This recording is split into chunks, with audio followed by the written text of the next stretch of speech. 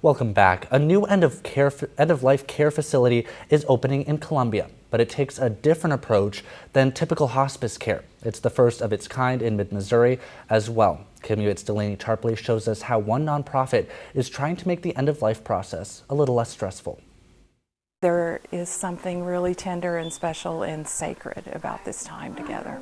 A new gain for the community, meant to help people through the loss. We're helping people feel comfortable at the end. Nonprofit Caring Hearts and Hands in Columbia celebrated the opening of its social model home for end-of-life care. With 2 hospital beds and a few extra bedrooms, it can house both patients and their families during the dying process. But guests who come to the house don't have to pay for it at all. It's a family event. It's not a medical event.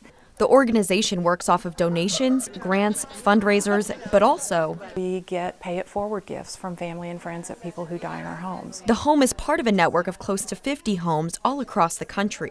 Co-founder Kelly Scott says she hears the gratitude from family members firsthand. I talked to a son who was leaving our home one time, and as his father had died, and as he was making his final exit out the door, the son turned around to me and he said, "Don't take this wrong," but he said, "This is the best bad experience I've ever had."